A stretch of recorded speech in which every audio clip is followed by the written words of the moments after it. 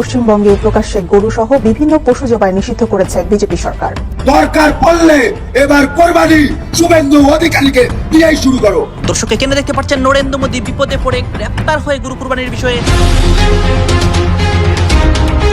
এদিকে এবার ভারতে গরু কুরবানি নিষিদ্ধ করায় মুসলিমরা সরাসরি অ্যাকশনে নেমেছে। নরেন্দ্র মোদী আটক হয়, এই নিয়ে শুভেন্দু অধিকারীও বিপদে পড়ে। ভারতে ধ্বংসলীলা অসংখ্য ঘটনা আজকে ঘটেছে। মুসলমানদের কাছে ক্রমেই অনিরাপদ হয়ে উঠছে ভারতের ঐতিহাসিক মসজিদগুলো। বাবরি মসজিদ, জ্ঞান বাবরি ও মথুরার পর এবার কামাল মাল্লা মসজিদকেও হিন্দু মন্দির হিসেবে ঘোষণা দিয়েছে দেশটির আদালত। এখন মানুষের কাছে মুদ্রা গরুর গোশ খেতে পারবো হাকি, আরে রুজি রুটি শিক্ষা চাকরির ব্যবস্থা কথা ভাবুন। কথা বুঝে আসছে, আপনার যা পছন্দ আপনার দেশ আপনাকে খাবার রাইট দিয়ে চাকরি খাবে। কি পরিস্থিতি গো মাতার, আমরা এটা সহ্য করব না। এবার শুভেন্দু অধিকারী নেতৃত্বাধীন বিজেপি সরকার এমন এক ভয়ঙ্কর এবং সুপরিকল্পিত ব্লুপ্রিন্ট বা নীল নকশা বাস্তবায়ন করতে চলেছে। পবিত্র ঈদুল আজহা বা কুরবানির ঈদ যখন একেবারে দোরগোড়ায়, ঠিক তখনই আইন আর ফিটনেস সার্টিফিকেটের দোহাই দিয়ে পশ্চিমবঙ্গে কার্যত পশু কোরবানি সম্পূর্ণ নিষিদ্ধ করে দেওয়া হয়েছে। আমরা যারা গোপালকগণ আছি, আমাদের গরুগুলো আমরা দুধের শেষে কুরবানি করার জন্য বিভিন্ন বিক্রেতাদের কাছে বিক্রয় করি, কিন্তু বর্তমান সরকার নবনির্বাচিত সরকার আসার পরে যে নিয়ম বা যে আইন লাগু করেছে। আসসালামু আলাইকুম প্রিয় দর্শক, নতুন একটা ভিডিওতে সবাইকে স্বাগতম। তো ইতিমধ্যে আপনারা অনেকগুলো ভিডিওর অংশবিশেষ দেখেছেন, তো দেখে নিশ্চয়ই বুঝতে পেরেছেন যে ভিডিওটা আসলে কতটা গুরুত্বপূর্ণ এবং আকর্ষণীয় হতে চলেছে। তো চলুন কথা না বাড়িয়ে সম্পূর্ণ ভিডিওটা দেখে আসি। দেখার আগে বলবো, যারা আমাদের চ্যানেলটি এখনও পর্যন্ত সাবস্ক্রাইব করেননি দয়া করে সাবস্ক্রাইব করে দিন। যারা ইতিমধ্যেই সাবস্ক্রাইব করে দিয়েছেন তাদের অসংখ্য ধন্যবাদ।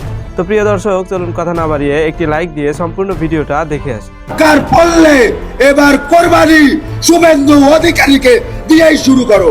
কোন মুসলমানের ধর্ম নিয়ে অবমাননা করার ক্ষমতা ডোনাল্ড ট্রাম্পেরও নাই, সেখানে তো শুভেন্দু অধিকারী একটা সামান্য পুঁটি মাছ, ওর এত বড় কলিজা কিভাবে হয় যে এবার কোরবানির ঈদে পশ্চিমবঙ্গে কোনো পশু জবাই করতে দিবে না। আমি তার তীব্র নিন্দা জানাই এবং আমি পশ্চিমবঙ্গের মুসলমানদেরকে বলবো, দরকার পড়লে এবার কোরবানি শুভেন্দু অধিকারীকে দিয়েই শুরু করো। যদি তারা করতে না দেয়, দরকার পড়লে জনতা পার্টির কয়েকটারে জবাই দিয়ে দাও। কথা ক্লিয়ার? মুসলমান সেই বিলাই না, মুসলমান মুহাম্মদুর রাসূলুল্লাহ সাল্লাল্লাহু আলাইহি সাল্লামের উম্মত। তারা দুনিয়ার কোনো মিসাইলকে ভয় করে না। কি পরিস্থিতি গো মাতার, আমরা এটা সহ্য করব না। দর্শক, পশ্চিমবঙ্গের মসনদে ক্ষমতার পালা বদলের পর থেকে যেন এক হিমশীতল আতঙ্কের চাদরে ঢেকে গেছে পুরো রাজ্য। গেরুয়া শিবিরের এই নতুন জামানায় প্রতিদিন সূর্য ওঠে নতুন কোনো ফতোয়া আর নিষেধাজ্ঞার আতঙ্ক নিয়ে। কিন্তু এবার শুভেন্দু অধিকারী নেতৃত্বাধীন বিজেপি সরকার এমন এক ভয়ঙ্কর এবং সুপরিকল্পিত ব্লুপ্রিন্ট বা নীল নকশা বাস্তবায়ন করতে চলেছে, যা শুধু একটি নির্দিষ্ট সম্প্রদায়ের ধর্মীয় স্বাধীনতায় কেড়ে নিচ্ছে না, বরং পুরো রাজ্যের গ্রামীণ অর্থনীতিকে এক খাদের কিনারায় দাঁড় করিয়ে দিয়েছে। পবিত্র ঈদুল আজহা বা কুরবানির ঈদ যখন একেবারে দোরগোড়ায়, ঠিক তখনই আইন আর ফিটনেস সার্টিফিকেটের দোহাই দিয়ে পশ্চিমবঙ্গে কার্যত পশু কোরবানি সম্পূর্ণ নিষিদ্ধ করে দেওয়া হয়েছে। না চলে যা, যেদিক দিয়ে এসেছিস ওই রাস্তা দিয়ে পালিয়ে যা। দেশ নিউজ 24-এর আজকের এই এক্সক্লুসিভ এবং ইনভেস্টিগেটিভ প্রতিবেদনে আমরা উন্মোচন করব আইনের মোড়কে কিভাবে এমন এক অদ্ভুত, হাস্যকর অথচ ভয়ঙ্কর ফাঁদ পাতা হয়েছে, যা শুনলে যে কোনো সুস্থ মস্তিষ্কের মানুষ শিউরে উঠবেন। সম্প্রতি রাজ্য সরকারের জারি করা নির্দেশিকায় এবং পুরনো আইনের নতুন সংশোধনীতে অত্যন্ত স্পষ্টভাবে জানিয়ে দেওয়া হয়েছে যে কোরবানির জন্য কোনো সুস্থ, সবল এবং ত্রুটিমুক্ত গরু, ছাগল বা মহিষ জবাই করা যাবে না। প্রশাসন সাফ জানিয়ে দিয়েছে, পশু কোরবানি করতে হলে সেই পশুকে হতে হবে বৃদ্ধ, অসুস্থ, বিকলাঙ্গ অথবা প্রজননের অক্ষম, এবং এর জন্য সরকারি পশু চিকিৎসক এবং স্থানীয় প্রশাসনের কাছ থেকে ফিটনেস সার্টিফিকেট বা অনুমতি জোগাড় করতে হবে। বিশ্লেষকরা বলছেন, এই একটি মাত্র আইনি প্যাচেই লুকিয়ে আছে হিন্দুত্ববাদী রাজনীতির সবচেয়ে বড় এবং বিষাক্ত মাস্টার স্ট্রোক। ইসলামী শরীয়ত এবং কোরবানির বিধান সম্পর্কে যাদের সামান্যতম ধারণাও আছে, তারা খুব ভালো করেই জানেন যে কোরবানির পশু হতে হয় সম্পূর্ণ নিখুঁত, সুস্থ এবং সবল। কোনো অন্ধ, খোড়া, রোগাক্রান্ত বা বিকলাঙ্গ পশু দিয়ে ইসলাম ধর্মে কোরবানি দেয়া সম্পূর্ণ অবৈধ।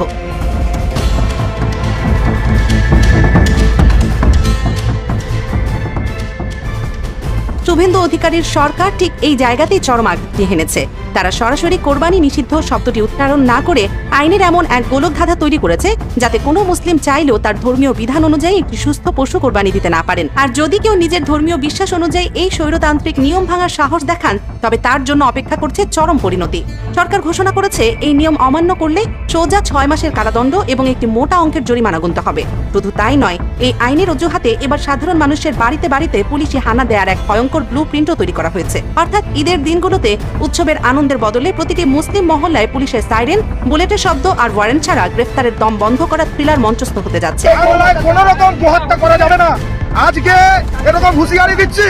আগামীতে শুভেন্দু সরকারের এই চরম অমানবিক ও উদ্দেশ্য প্রণোদিত সিদ্ধান্তের পর পুরো পশ্চিমবঙ্গ জুড়ে তীব্র সমালোচনার ঝড় উঠেছে। ক্ষোভে ফেটে পড়েছেন রাজ্যের সংখ্যালঘু মুসলিমরা। রাজ্যের বেশ কয়েকজন প্রভাবশালী মুসলিম জনপ্রতিনিধি যেমন সংসদ হুমায়ুন কবির এবং বিধায়ক নওশাদ সিদ্দিকী এই ঘৃণ্য নির্দেশিকার তীব্র প্রতিবাদ জানিয়েছেন।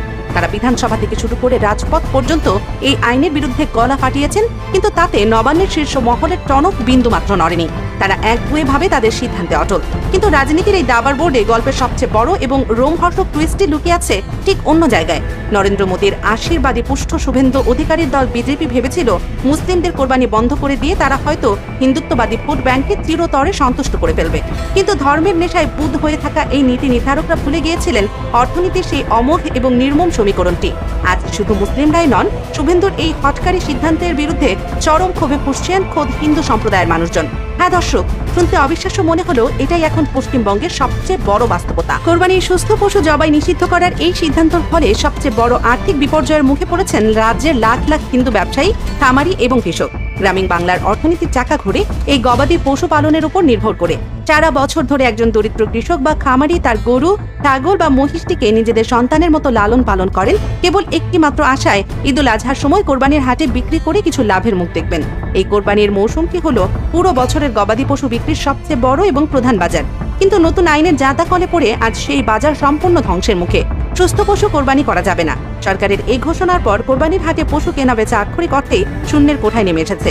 লাখ লাখ হিন্দু কৃষক আজ দিশেহারা। তারা বুঝতে পারছেন না সারা বছর ধরে যে লাখ লাখ টাকা তারা গবাদি পশুর পেছনে বিনিয়োগ করেছেন, ব্যাংক বা মহাজনের কাছ থেকে যে চড়া সুদের ঋণ নিয়েছেন, তা এখন কিভাবে শোধ করবেন? বিক্রি না হলে এই পশুগুলোকে তারা খাওয়াবেনই বা কি? এই চরম অর্থনৈতিক বিপর্যয়ের সামনে দাঁড়িয়ে হিন্দু খামারিরা আজ খোলাখুলিভাবে বলছেন যে শুভেন্দু অধিকারী এবং মোদী সরকারের এই চরম অবাস্তব সিদ্ধান্ত তাদের পথে বসিয়ে দিয়েছে। ভোটের রাজনীতি করতে গিয়ে সরকার আজ তাদের রুটি রুজির উপর সরাসরি কুঠারাঘাত করছে। পরিস্থিতি এতটাই নিয়ন্ত্রণের বাইরে চলে যাচ্ছে যে খামারিদের বিভিন্ন সংগঠন এবং হিন্দু ব্যবসায়ীরা এবার সরাসরি শুভেন্দু সরকারের বিরুদ্ধে রাস্তায় নেমে বিশাল প্রতিবাদ এবং ঘেরাও কর্মসূচি ঘোষণা দিতে যাচ্ছে। কাজ নেই তো খই ভাজ। আমার মনে হয় ভারত সরকার ওই চিঠিটা ডাস্টবিনে ফেলে দিয়েছে। এই হিন্দুত্বের দোহাই দিয়ে সরকার মুসলিমদের কোণঠাসা করতে চেয়েছিল, আজ সেই হিন্দুত্ববাদী বুমেরাং হয়ে সরকারের দিকে ধেয়ে আসছে। কিন্তু স্বৈরাচার কখনো একদিনে থামে না, তার আগ্রাসন চলতেই থাকে। শুভেন্দু অধিকারী ক্ষমতায় আসতে না আসতেই শুধু যে কোরবানির উপর খড়গ নেমেছে তা নয়, দৈনন্দিন ধর্মীয় আচার পালনের উপরও শুরু হয়েছে এক অলিখিত এবং অঘোষিত সেন্সরশিপ। গতকাল শুক্রবার জুমার নামাজের দিন কলকাতার অন্যতম প্রধান এলাকা রাজা বাজারের যে দৃশ্য দেখা গেল তা ভারতের ধর্মনিরপেক্ষ সংবিধানের মুখে এক বিশাল চপটাঘাত। বছরের পর বছর ধরে রাজাবাজারের মতো ঘনবসতিপূর্ণ এলাকায় মসজিদের জায়গা সংকুলান না হয় সাধারণ মানুষ বাধ্য হয়ে মসজিদের বাইরে রাস্তায় ফুটপাতে জুমার নামাজের কাতার করে নামাজ আদায় করে আসছেন। এটি কোনো রাজনৈতিক জমায়েত নয়, এটি নিতান্তই স্থান সংকুলান না হওয়ার কারণে একটি সামরিক 5 থেকে 10 মিনিটের ধর্মীয় বাধ্যবাধকতা। নমস্কার, আমরা মগরাট পশ্চিম বিধানসভার ক্ষুদ্র গোপালকগণ, আমরা মগরাট সমষ্টি উন্নয়ন আধিকারিকের সামনে সবাই একত্রিত হয়েছি একটাই কারণে, এই যে আমাদের আগামী 27 তারিখ যে কুরবানির ঈদ আমাদের সামনে, সেই ঈদকে উপলক্ষ করে আমরা যারা গোপালকগণ আছি আমাদের গরুগুলো আমরা দুধের শেষে কুরবানি করার জন্য বিভিন্ন বিক্রেতাদের কাছে বিক্রয় করি। কিন্তু বর্তমান সরকার, নবনির্বাচিত সরকার আসার পরে যে নিয়ম বা যে আইন লাগু করেছেন, তাতে করে আমরা দেখতে পাচ্ছি যে আমাদের বিক্রিকৃত মাল আর তারা নিয়ে যেতে ইচ্ছুক নয়। একটাই কারণ, তারা বলছেন যে আমরা যদি গরু কুরবানি না করতে পারি তাহলে আমরা গরুটা নিয়ে গিয়ে আপনাদের থেকে কি করব? এমত অবস্থায় আমরা প্রশাসন এবং সমস্ত মিডিয়ার মাধ্যমে আমাদের নবনির্বাচিত রাজ্য সরকারকে আমরা একটা বার্তা দিতে চাই, এই বিজনেস বা এই ব্যবসার সঙ্গে শুধুমাত্র আমরা জড়িত নয়, কয়েক কোটি মানুষ এই বিজনেসের সঙ্গে জড়িত। অবিলম্বে আপনারা আমাদের এই বিষয়টা যাতে আমরা আগামী দিনে বিজনেস করতে পারলাম কি পারলাম না, এটা আমাদের কাছে বড় প্রশ্ন নয়।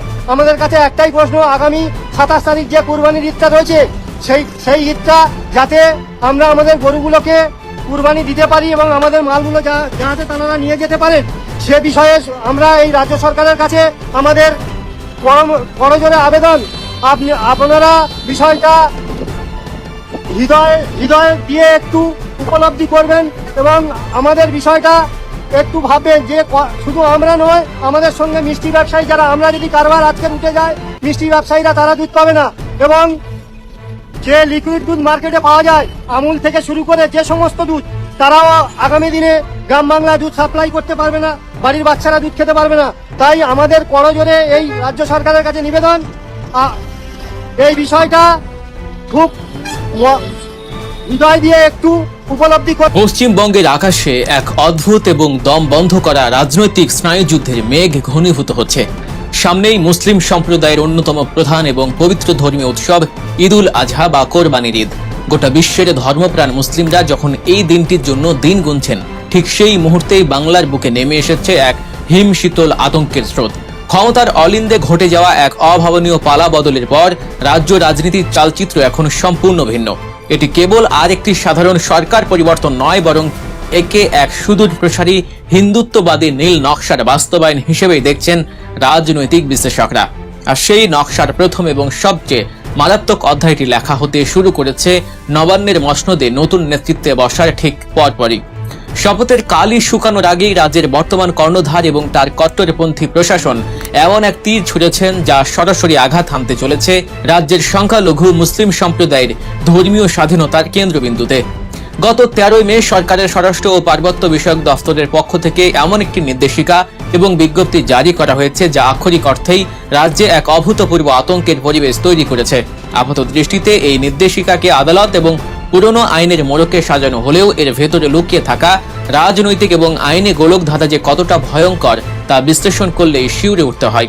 সুপ্রিম কোর্ট এবং কলকাতা হাইকোর্টের পুরনো কিছু নির্দেশে দোহাই দিয়ে এবং 1950 সালের পশ্চিমবঙ্গ পশু হত্যা নিয়ন্ত্রণ আইনের ধুলো পড়া পাতা উল্টে এই ফতোয়া জারি করা হয়েছে।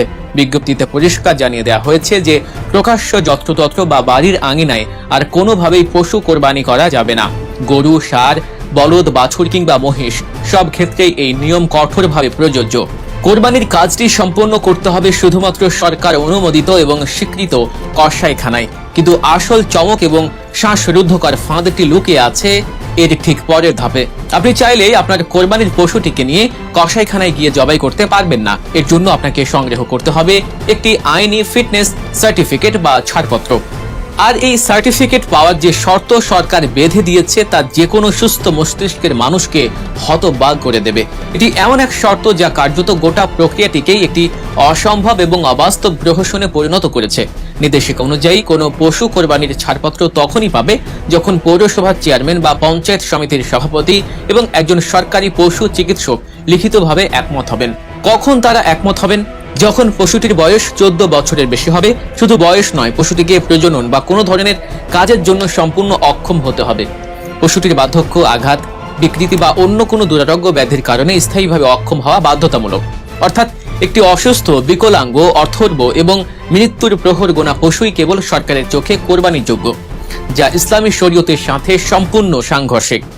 এবার একবার ঠান্ডা মাথায় এই নিয়মের পেছনের ভয়াবহ মনস্তাত্ত্বিক এবং আইনি কূটকৌশলটি বিশ্লেষণ করে দেখুন। ইসলাম ধর্মের রীতিনীতি এবং শরীয়তের বিধান অনুযায়ী কোরবানির জন্য একটি নিখুঁত, সুস্থ, সবল এবং ত্রুটিমুক্ত পশু হওয়া একেবারেই বাধ্যতামূলক। কোনো অন্ধ, খোঁড়া, অসুস্থ, বিকলাঙ্গ বা অত্যন্ত বয়স্ক পশু দিয়ে কোরবানি দেয়া ইসলামী শরীয়তের সম্পূর্ণ অবৈধ।